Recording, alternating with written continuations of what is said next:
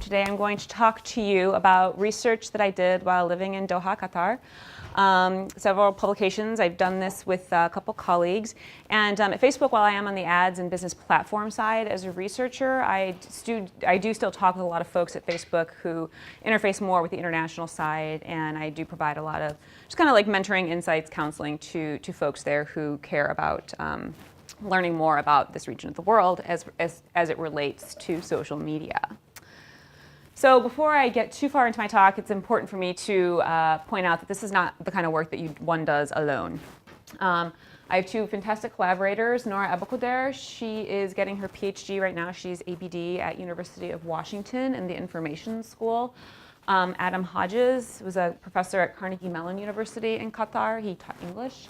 And then myself. And Nora actually created this slide, and she thought it was really important to point out that we're kind of a cross-cultural, diverse team. So she's Saudi, living and getting her and studying in the U.S. right now. Adam and I are both American and lived and worked in Qatar for quite a while.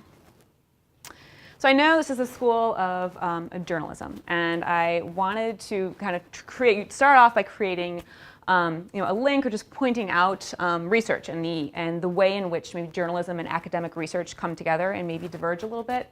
And when Damien asked me to do this talk, I remembered this quote. I remember reading this article that came out in the New York Times Magazine back in 2016. And it really struck me. And Adam, my collaborator, is also my husband.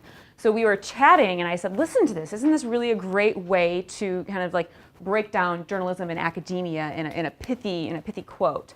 And it struck us. So then I went and I dug this back out. And so it was this journalist, Gideon Lewis Krauss, and he was talking about a sociologist, Alice Goffman, who was the daughter of one of the most renowned sociologists in the US, Irving Goffman.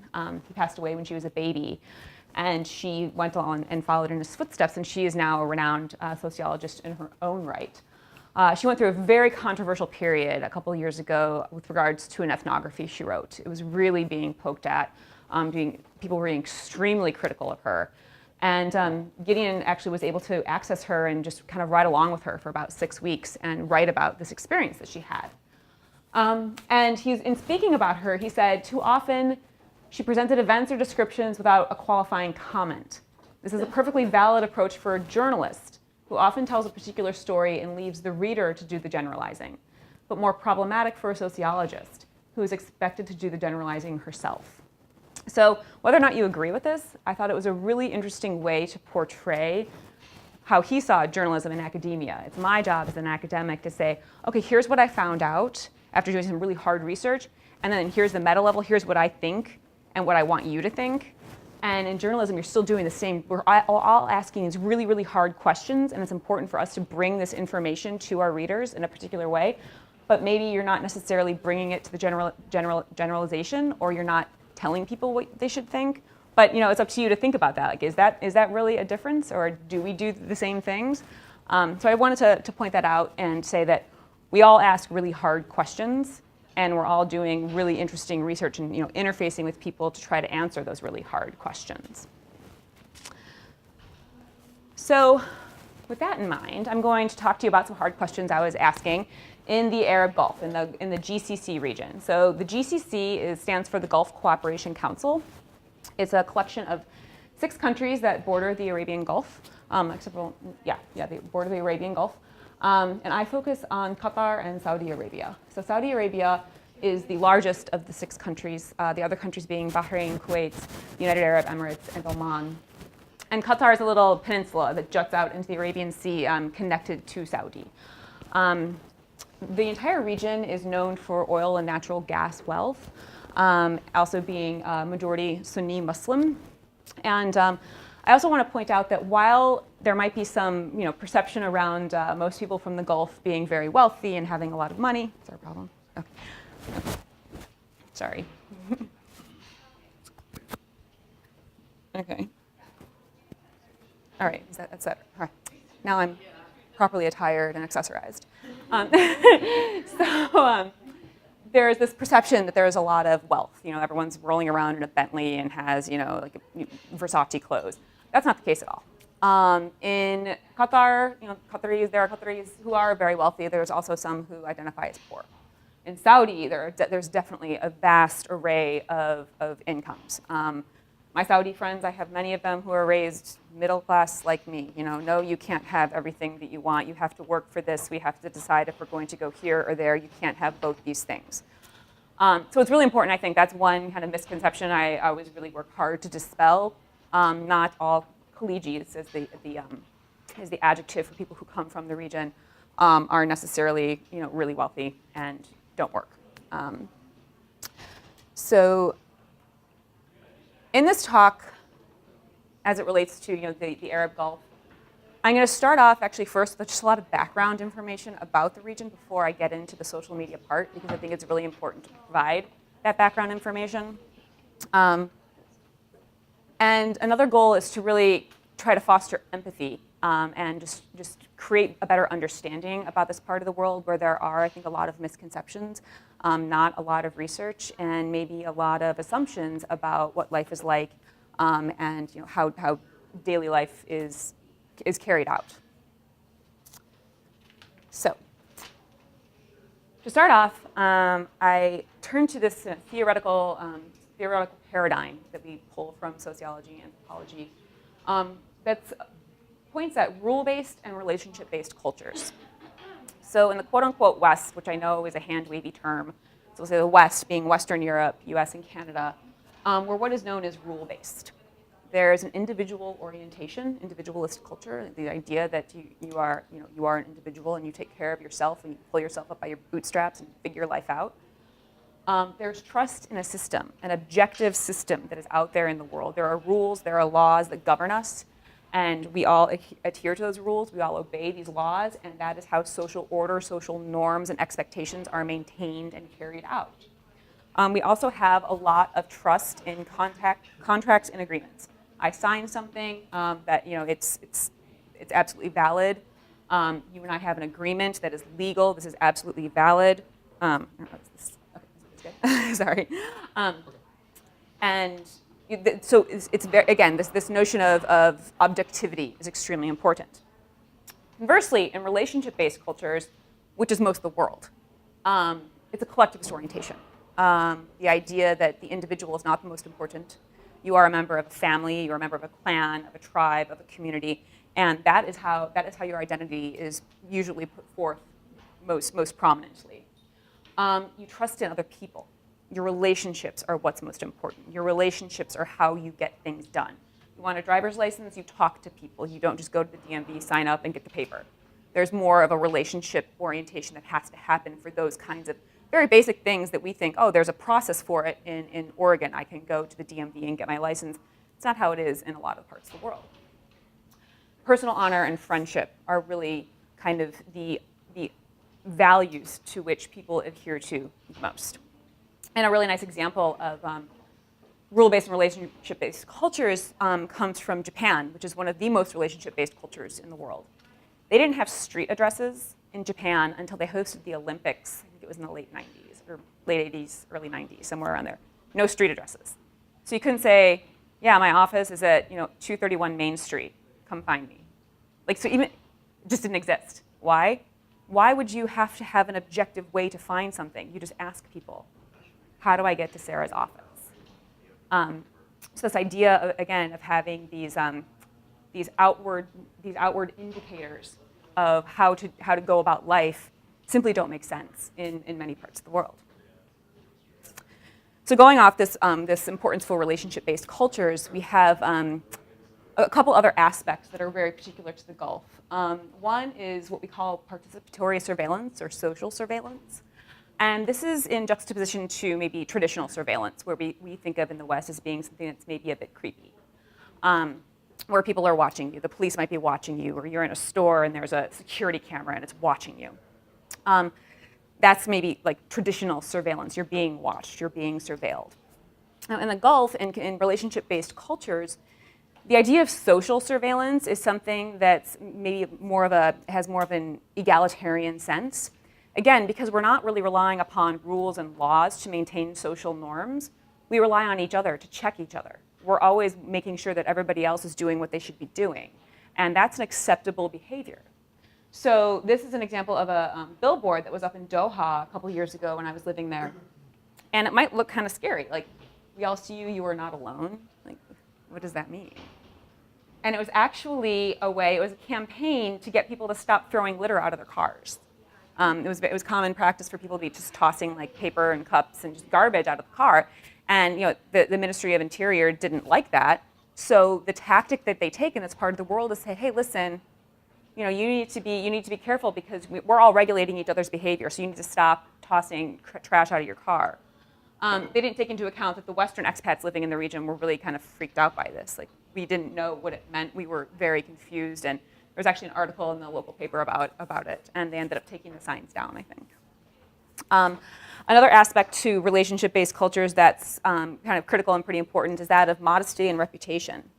So, these are very much bound up in one another. So reputation of oneself is not individual. It is bound up in the family, in the tribe, in the culture as a whole. And part of maintaining a good reputation is to be modest. And this is something that is written about a lot in the Quran. For both men and women, you must be modest in behavior and modest in dress. And women in particular are the bearers of the onus is on them largely to maintain modesty, particularly in public areas to, again, maintain family honor. So again, some of the factors that really uphold the culture in the Gulf are Islam, Sunni Islam, and in the Gulf, many practice conservative interpretation of Islam known as Wahhabism.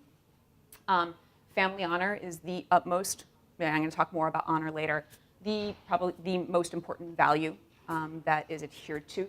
And privacy is part of what feeds into family honor. And I'm going to talk more about privacy as well because it's much more complex in the Gulf than it is in the West.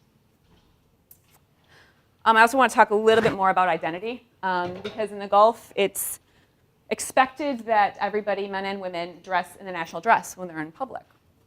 And there are still different, so it's a way to identify oneself as from a particular country.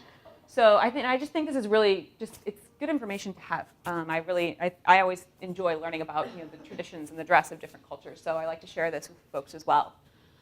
So men in the Gulf wear what's called a thobe, which is that long white robe. But on the weekends, you'll see them usually in colors. They might be wearing blue or green or something. And then they cover their head with a gutra, which is the scarf, the red and white checked scarf. And then what's holding on the gutra is an agal. And so this guy, I think he's Saudi. So the way in which the gutra is folded indicates what country they're from. And also, again, on the weekends, you might see kind of different foldings of gutras as opposed to during the week. And so sometimes they do half fold. They just do it different ways. And also there are different aspects of the thobe that indicate which country men are from. So you can kind of tell, oh, he's Omani or he's Kuwaiti. Well, actually, in Omanis, they wear, this gentleman's from Oman because he wears his gutra wrapped. And that is something that only Omanis do. Ladies wear the long black robe, which is called an abaya, and then they cover their hair with a scarf called a shayla. So you might have heard the term hijab, which is what you wear when you're not necessarily wearing an abaya. But if you're wearing an abaya, you wear a shayla with it.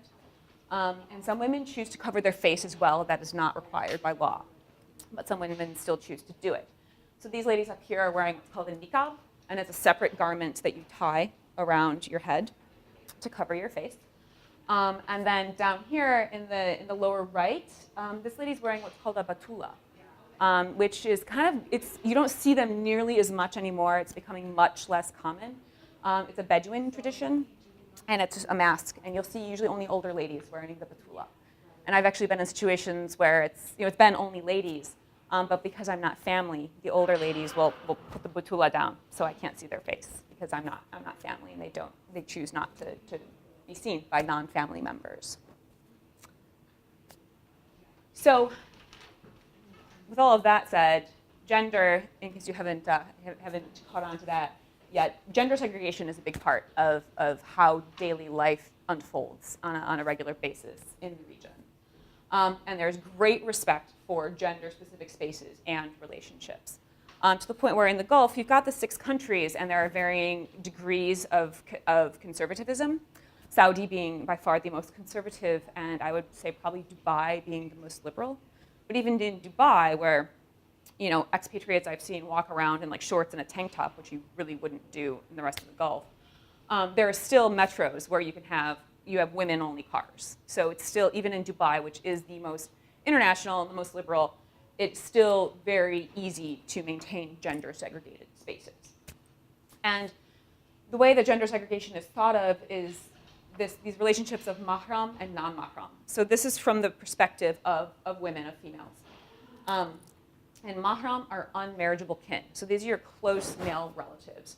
So this is my father, my son, my brother, my uncles. I can't marry them. So it is permissible for me as a woman to be seen in front of them, not covered, with my hair covered.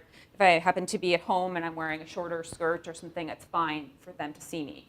As it relates to social media, I can also be in a relationship with them on social media without being chastised, without that being a problem. Non-mahram are men and women who can marry each other. So this is from a woman's perspective, any men outside of your family, and within your family, it's any degree of cousin, from first cousin beyond. As first cousins do often marry in the Gulf. And around the age of puberty, if not before, is when this gender segregation becomes regulated. It's up to each kind of family, but around puberty is when pretty much that's really like the last moment at which gender segregation will begin. And this gender segregation and the importance for it is related to this. There's a lot of like interweaving kinds of ideologies and concepts and values that all come together to create the culture, like any culture really. It's bound up very much in privacy. And privacy is a problematic term. Even in the US, we don't have a definition of what privacy is. I think the legal scholars are the ones who've gotten the closest to defining privacy. And they've broken it down to like 9 bullet points or something. It's something we all kind of assume that we all understand together, and it's extremely difficult to describe. In Arabic, there are 3 words that translate as privacy because we don't have words for these in English. So I'm going to explain these. Arabic speakers in the room, just don't laugh because I can't, and my Arabic is terrible. But we think of it as kind of these different, and this is due to Nora Abu Khader, graduate student at University of Washington. She was the one who was really able to pinpoint this as a theme we were seeing in the research we were doing, and to say, hey, we need to theorize this more and talk about it more deeply. So kind of the core of privacy, the most private thing that is valued is the arwa, which we can think of as parts of the body that must be covered. So in the Quran, it says, you must be loosely covered from the knees to the shoulders. And this is both men and women. However, depending on how you interpret it, arwa can also be a woman's name, and it can also be a woman's voice. So it depends on the level of comfort people have, but it's not uncommon for a brother to refer to his sister as my sister, or by a nickname. If he's talking to his friend, like we have 2 16-year-old boys and they're just out having sodas, and the one says, oh, I went to the store with my sister yesterday. He would say either my sister, or he would say I went to the store with my nickname. He would not say her name. If her name was Tagreed, he wouldn't say I went to the store with Tagreed, because his sister's name is something sacred. It is something to be protected, and it is not for others to know. The same thing with a woman's voice. Often women won't talk on the phone with men who are not mahram. They certainly wouldn't allow their voices to be recorded in any way, because it is something that is meant to be kept sacred and private. Hurma we talk about as the value that dictates the protection of arwa, but in a more concrete sense, we can think of hurma as sacred spaces. So this is gender-segregated spaces, such as it's very common to have what's called a majlis in the Gulf, which are gender-segregated spaces where people come together to drink tea and chat and hang out and play cards. And there's ladies and there's men's majlises. In homes, it's very common to have gender-segregated, like here's the ladies' majlis, the ladies' room, and the men's majlis. Ladies' majlis is always hidden towards the back of the house. Men's majlis is often more street-facing, closer to the street. And mosques are also hurma. They are sacred spaces to be protected. What encompasses all of that, these spaces and these parts of the body is a law called hak al-khususiyya. So these are the laws that one refers to when they say, you are invading my privacy, you are invading my space, and I can refer to khususiyya to explain why, to tell you why my privacy is being invaded, or this is problematic in some way. So to be a little bit more academic about it, here's a diagram from, I think it was someone's dissertation in 1987. He did a really good job of just saying, okay, this is, we think of, again, this term privacy gets tossed around a lot. And in the Gulf, it's quite complex. So you have privacy of the self, and then the family and relatives, females, males, and then outsiders. So it kind of gets at individual privacy, family privacy, again, female privacy, and then household privacy. So there's all these very different layers of how I can be accessed and who I can be accessed by. And an example of this, I was talking to, I think it was a Qatari friend, about privacy, and she had spent some time in the West, in the UK, and she said, I'm 25. It's very common to live at home until you're married. I mean, regardless of how old you are, you live at home until you're married. She was 25, 26 or something, and she said, she was not married, and she said, if I'm in my room at home, like my bedroom, and I have the door closed for whatever reason, it would never occur to my mother to knock before she entered. And when I thought about that, I thought, gosh, my mom started knocking when I was probably about 8, because there was this notion of individual privacy that was already being instilled, because I was raised in America in a particular privacy paradigm. But in the Gulf, it's just why would your daughter want to be private from you for any reason? So that was, I thought, that was a helpful example for me to understand just the different boundaries. So, social media, right? This is all about demystifying media. How does all of that background information then swoop in and deal with and relate to social media and media design? Social media, for the most part, the ones that we all know and pay attention to and are on all the time, Twitter, Facebook, Instagram, Snap, these are theorized and defined, not even maybe theorized at first, they've been being theorized for the most part, in American and Western European perspectives. And a lot of these perspectives are focused on managing interpersonal boundaries. So when we started doing this research, Nora and Adam and I, we found ourselves really constrained by these definitions and conceptions of privacy that were born of a quote-unquote Western concept. These perspectives don't really translate well in a way that allows for something like privacy or modesty or honor that is so critical to a Gulf Arab perspective to be fully acknowledged or understood when you're dealing with these new media that are everywhere. I should stress, at this point, social media are everywhere in the Gulf. Damien's done some really fantastic work, I cite him all the time, on how much people use social media in the various Gulf Arab countries. And I knew people who had more than one phone. It's not uncommon to have more than one phone for loads of people, but a lot of often the one phone would be devoted specifically to social media, and then everything else was happening on the other phone. Sorry, okay, there we go. All right, sorry, I shouldn't have worn a scarf. I should have worn, I don't know, something with a collar. So by far in the Gulf, Facebook is not really the name of the game.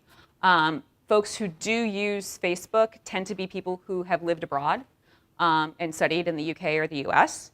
Instagram and Snap are by far the most popular, the most common, what everybody is on all the time. So I became really interested in this because I had lived in the Gulf for a while, and I was working in a government-funded research institute, and I was around a lot of Qataris, and it was really important for me to try to get to know the culture and to try to get to know Qatari people.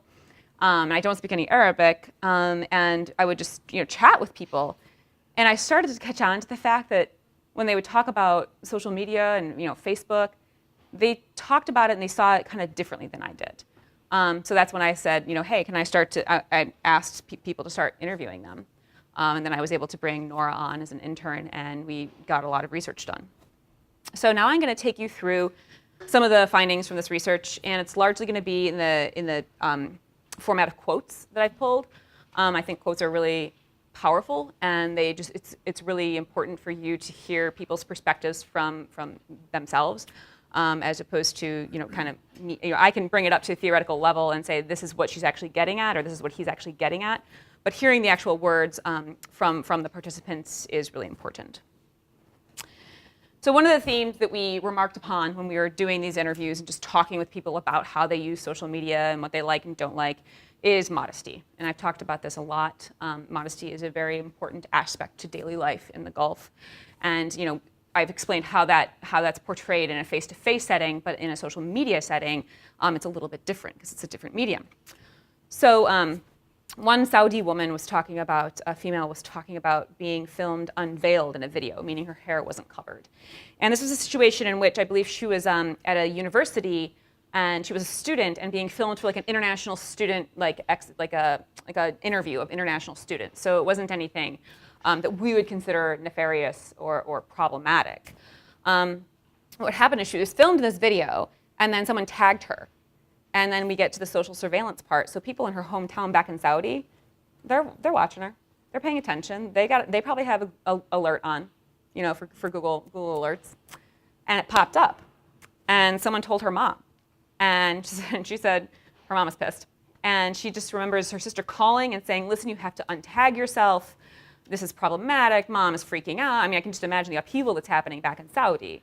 And she's in the US and not really she's hearing it all secondhand. But she said, you know what, it just made me go back and check each picture on Facebook and make sure that it was private to make sure something like that wouldn't happen again.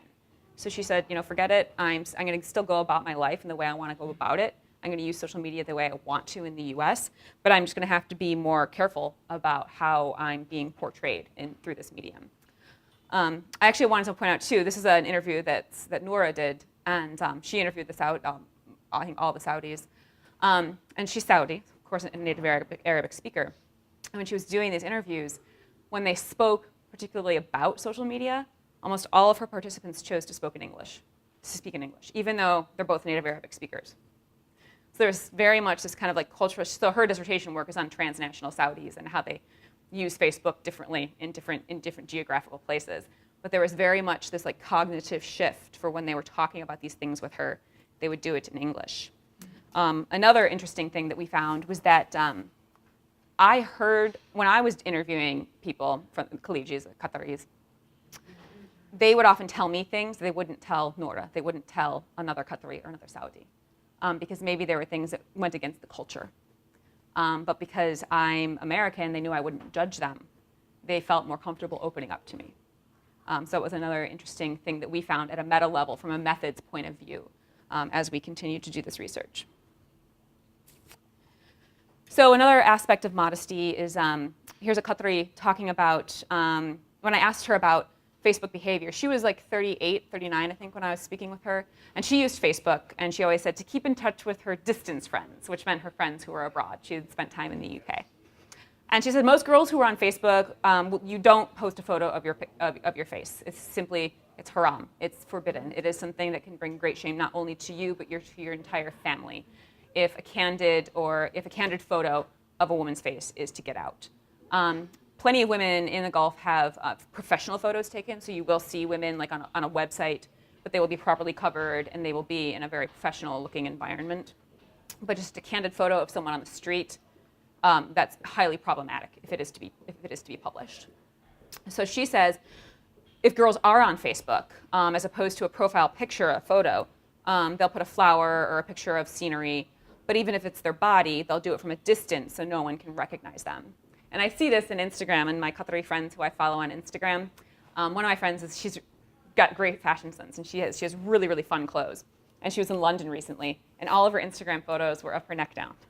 So you can't see her face. Even though she has a private Instagram account, which almost all Qatari and Saudi women, for the most part, if they might have more than one account, but at least one of them will be private, in which they only allow females and close male relatives to follow them. But then they'll often follow loads and loads of other people. But that's pretty much the norm. And again, like speaking to modesty, one woman was saying she would actually post photos of her face, but she would only post half or part of her dress, just again, so she couldn't be recognized. So even if the photo were to get out there, she could still deny and say, no, that's not me. You can't absolutely assure that that's me.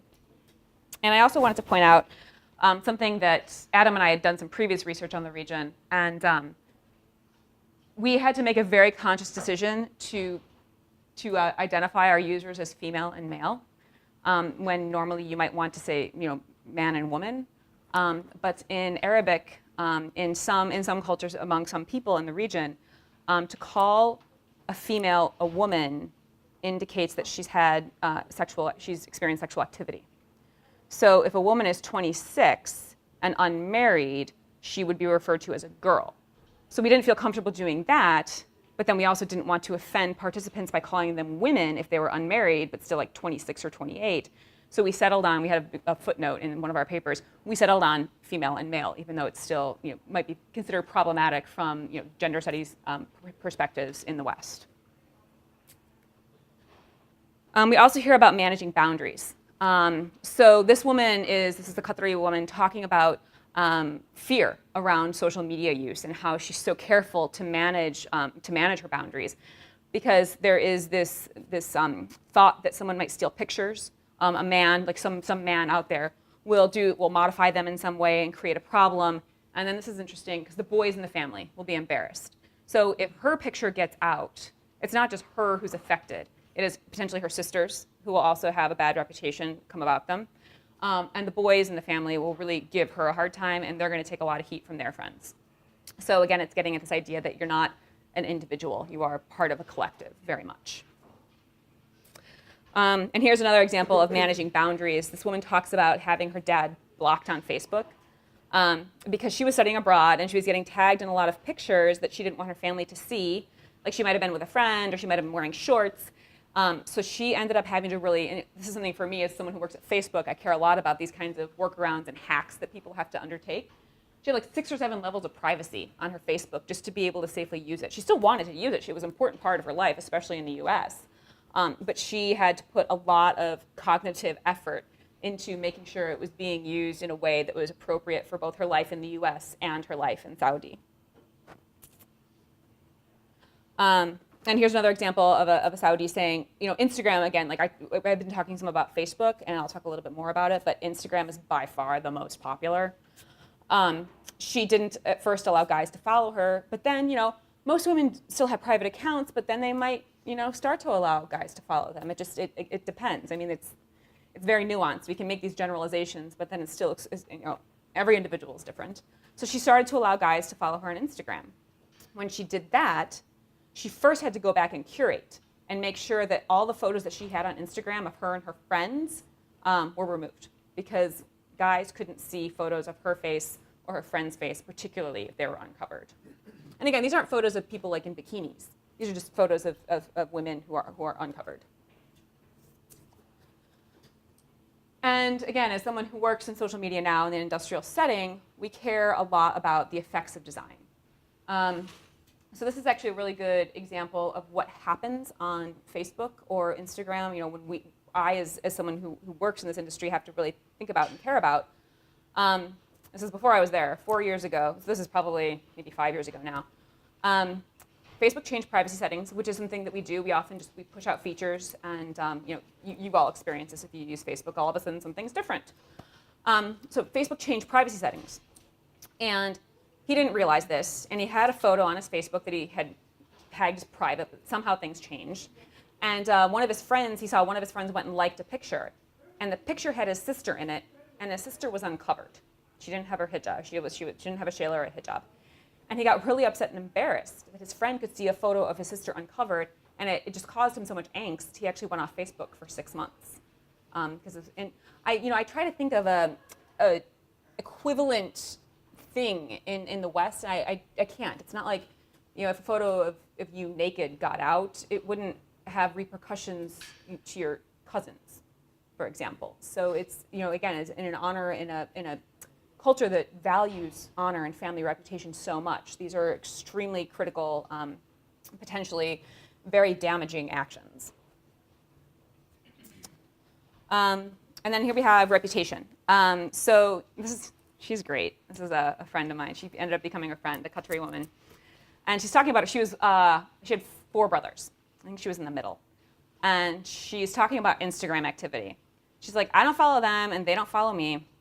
because once she followed, I think it was her older brother, and when he posted something on Facebook, she went and liked it or commented it. And then his friends started to ask who it was because they didn't know her name, because they can't know her name because her name is private, so her brother never told his friends his sister's name.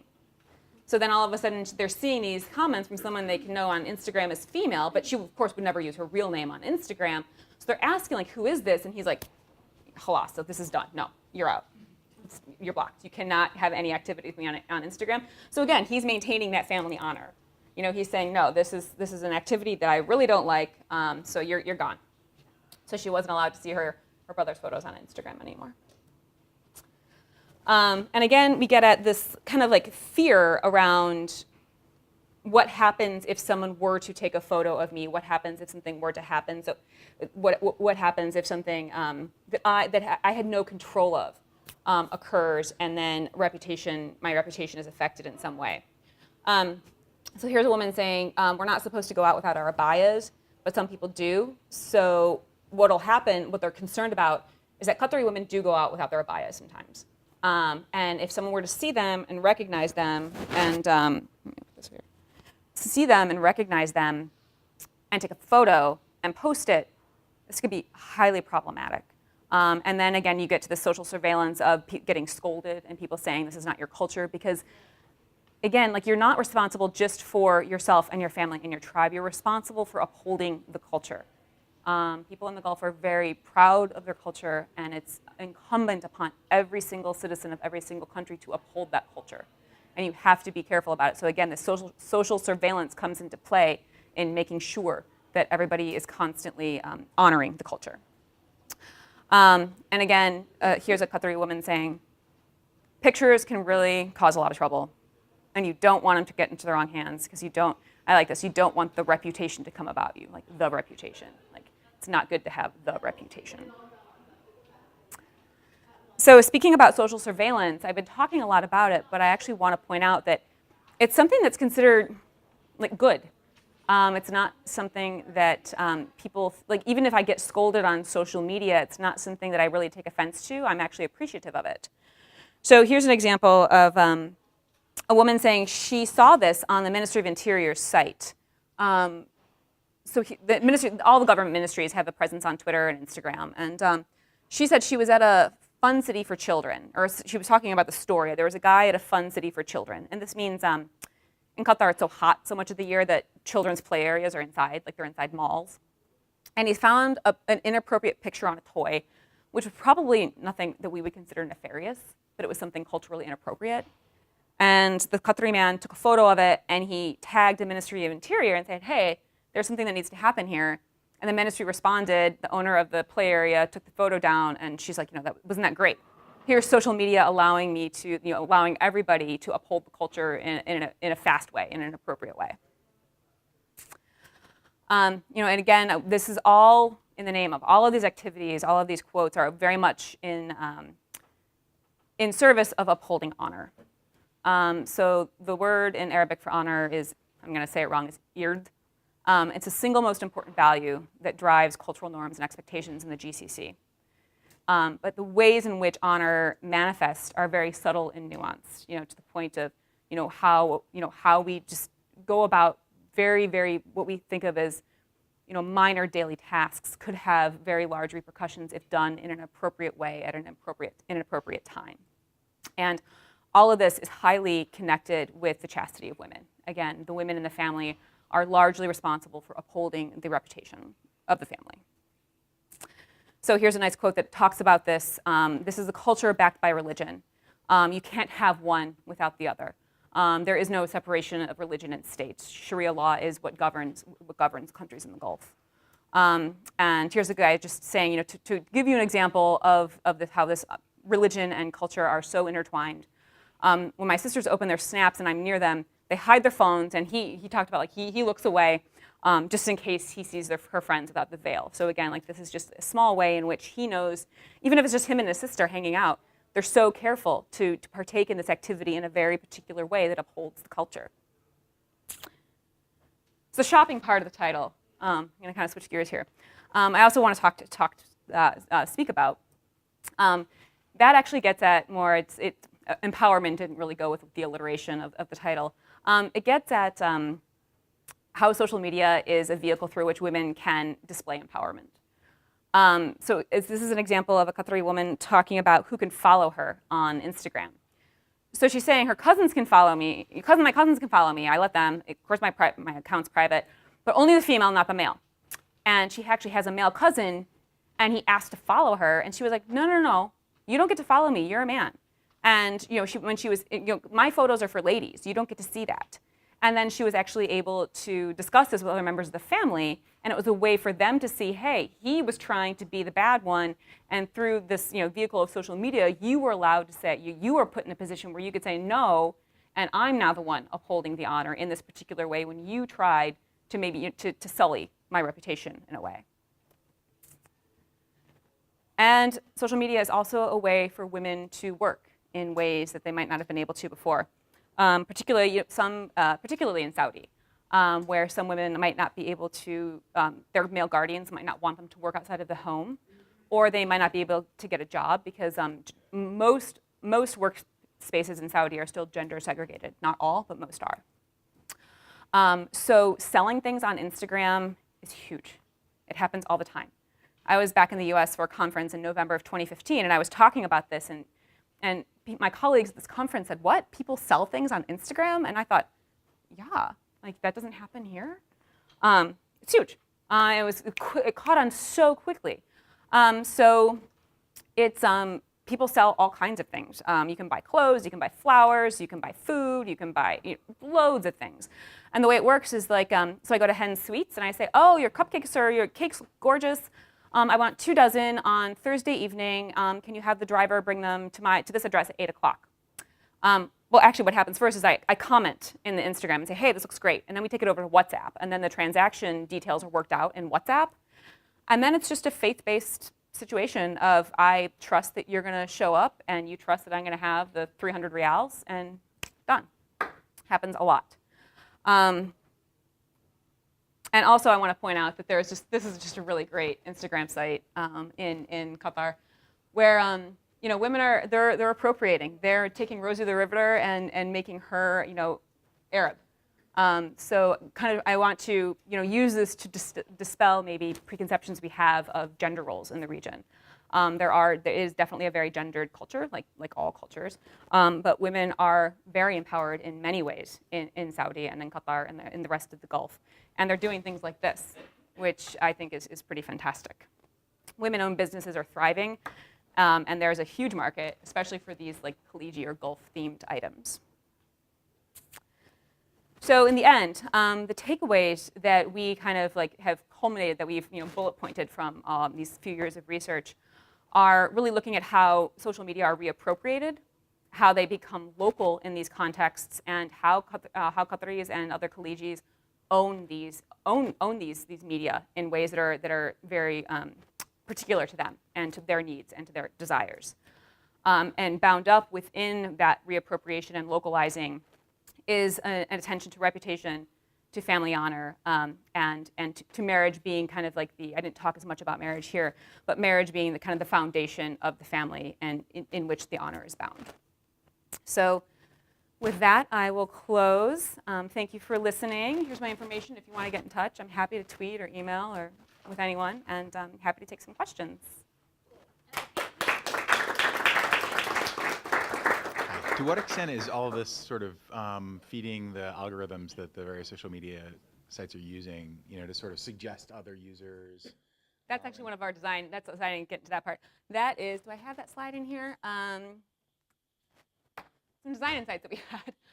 Gender-sensitive recommendation system is one of them. So especially when it comes, there's other research that's been done on Facebook, for example, and maybe women getting upset that men who are not mahram were recommended to them as friends because maybe their brothers are friends with all these people.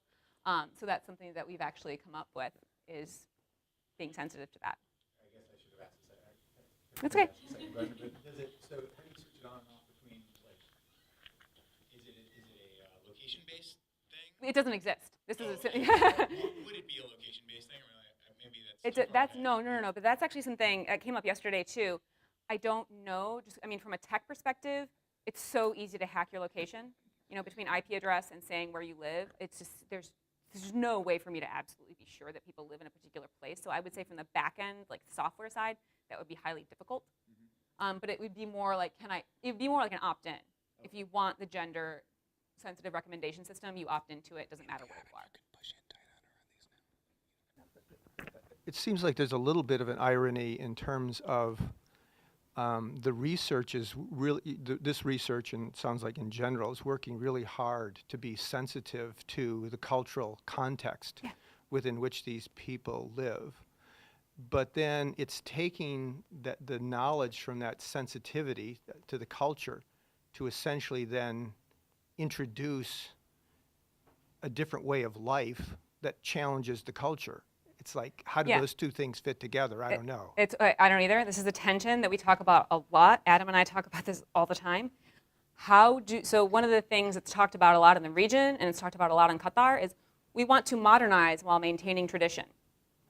If you take like a Giddens or like a American postmodern perspective towards what that means, to modernize necessarily means to leave behind tradition. So that hasn't really been thought through. And that's something it's a huge question, because what I've seen a lot is you can't take like cafeteria style modernization. You can't say, I want this bit and this bit and this bit, but not these bits. It doesn't work that way. So that's why in Qatar now, in the region, there's just a really big struggle with a lot of this. And that's why one of the reasons we chose to study this is because it's kind of like this little microcosm of that modernity and tradition just clashing with each other. And it's not been figured out. So as far as like from a user experience perspective, how do you balance the user experience of Facebook, especially with people who travel, like we were talking about, people travel all over the world, so you might be from this place, but you might be visiting this place across the world, and the cultural values are different from like where you're from and where people are seeing your activity and where you are. So how do you balance that with, for example, women in the United States who do not at all want to be treated differently from men or have a different, especially like a Facebook experience? It wouldn't be culturally appropriate to treat them differently on Facebook, but balance that with the Gulf perspective of well, it's part of our tradition. We have to be treated differently, and we do not want those recommendations for friends. Does that make sense? Yeah, it totally makes sense. Yeah, global design doesn't exist. It just does not exist. So that's where it comes down to having to do things that are my first reaction is things have to be opt-in. So if exactly. I don't want an experience that's any different from any men on Facebook. I don't want anything that's gender specific. A lot of people do. And we know this actually, it's not just the Gulf. Large swaths of sub-Saharan continent, women would like to have gendered recommendations or features that are gender specific. So that in that case, it simply is something where we have to say, okay, we offer these options and you have to opt in. Just like with a gender, I wasn't at Facebook at the time, but I remember we now offer like 20-some different options for gender.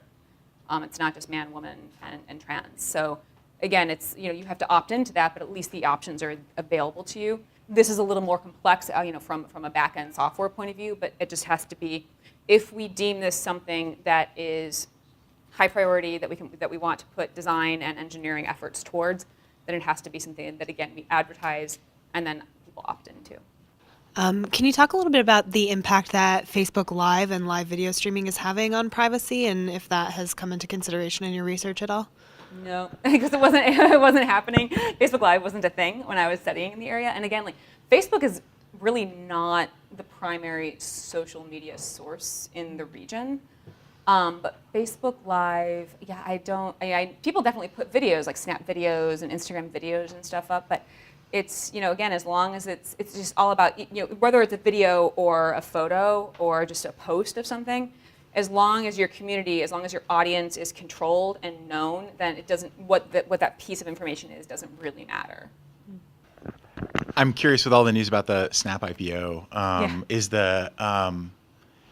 it gets kind of the question of ephemerality with this. I mean, is that, there were lots of stories about how Snap has been adopted and sort of taken over in some corners. In your you're talking about how it's more of a dominant player. Yeah. There, is there a different demographic slice?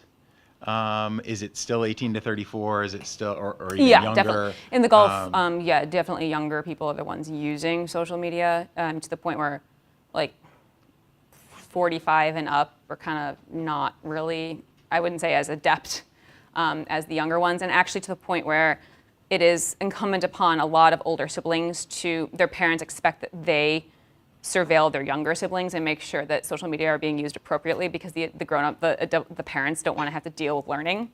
So they'll say to the 15-year-old, you monitor the 8-year-old and make sure that your siblings and your cousins, so it's kind of like this family surveillance of make sure they're only doing proper things. But what your question about demographically, so the age is, I would say the age slices are definitely quite similar when it comes to something like Snap. And ephemerality is, I mean, that's one of the reasons I think it's so popular in that part of the world is because of that, well, they're not really ephemeral, but quote unquote ephemerality.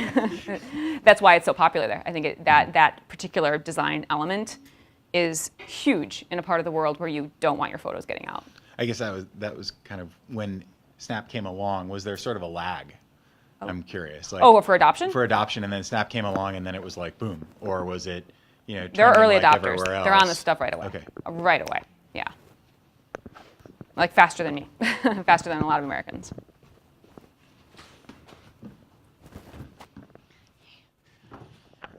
So a couple things. One, you had a slide early on that had Western versus kind of the rest of the world thing, and it seemed like the rest of the world had family and honor and individuals kind of aligned with the social media in general, that, what social media is trying to do is create collectivist orientations, trust people, personal honor and friendships. Those all kind of tie in more than the Western world. Do you find that that's why they adopt it, because it fits their It's a really great culture? question. I actually never thought about it that way, but that might be why. I think another reason is that it is a way to put oneself forward in a more, we have a recent paper, I didn't get into it here, where we talk about the collectivist self and the individual self. And while it is still much a very collectivist culture, there still is a desire to be an individual or to have my own identity. So I think one of the reasons why it's adopted as well is because it is a way, even though I'm a woman and I can't put my face out there, I can put out things, I can show you things that I like. I can show you photos of my manicure and of my shoes. So I don't necessarily think it's that aspect, because they tend to recreate that. So I have Instagram, but I only allow 30 people to follow me. So I'm still keeping it tight. I'm not really extending my circle of friends. It's actually really hard. I was talking to someone one time, and she said, it's really hard, she was Western, it's really hard to make friends with Qataris because they have all their cousins. So like, why would I want more friends? Because I already have my cousins. I mean, of course, we made friends with Qataris. But that was her comment at one point.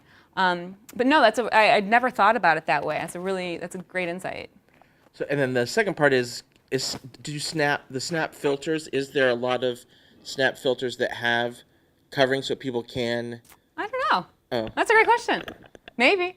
Okay. Yeah, I would. No, that would absolutely make sense if they could just put a niqab over. But then, like, I don't know that they would find that. Maybe they would find that interesting. It depends. There is definitely a hunger for like avatars and gaming and just like just I showed that one slide with like the laptop cover. There is a hunger for collegiate-inspired, collegiate-themed stuff. Just curious, real quick about. You're talking earlier about Facebook not being as widely used in the peninsula, but in terms of a professional social media, and in that region, it's going to be populated almost entirely by men. Is there a network of professional social media available in the Middle East, in that particular in the peninsula? But is it different anyhow from like the more social aspect, the more cultural aspect of social media? You mean like LinkedIn? Pardon? You mean like LinkedIn or something? Potentially LinkedIn. I'm not Yeah, sure. yeah, definitely they use LinkedIn. Yeah, I mean, I'm connected with loads of people from the Gulf on LinkedIn. But is there a more professional aspect of like, for example, there is that here? Oh, I see what you're saying. Yeah. Yes, there is that more professional aspect. And actually, another anecdote that speaks to this is a Saudi woman. We talk about this in a paper we wrote. We start with a story of a Saudi woman actually getting hired at one of the few mixed gender offices in Saudi. and her male colleagues started to add her on Facebook. And she really struggled because she said, do I let my family see that I'm friends with non-mahram, or do I potentially offend my colleagues and take a hit at work? So it put her in a really tough position. And she said she didn't mind being friends with them. But again, is she going to dishonor her family if she friends them, or is she going to maybe offend her coworkers? So yeah, but exactly to your point, there is that professional aspect to it. Sure. Wouldn't her coworkers understand that she can't add them because it would They dishonor probably her weren't family? Saudi. Oh. A lot of, there's I mean, it's a very international region, so they probably were not Saudi. That makes So they wouldn't have known that, yeah. So the other day I was playing around with like my ads preferences on Facebook, and I noticed there's a setting that you can like turn off for 6 months or a year indefinitely, like alcohol ads. So like, if you're struggling with alcoholism, you can filter that off. Is there any room for that, like to be applied, in the Middle East, like in this kind of setting, like, setting degrees of limitations on? Absolutely, and the government actually takes care of a lot of that already. You're already not getting a lot of ads for alcohol or underwear, or sometimes we would even, Damien's had this experience too. I was trying to like buy socks or something, and the site was blocked. So there's already a lot of government overseeing of what is even available. In addition to, yes, absolutely, people can turn off ads for alcohol or, whatever, underwear.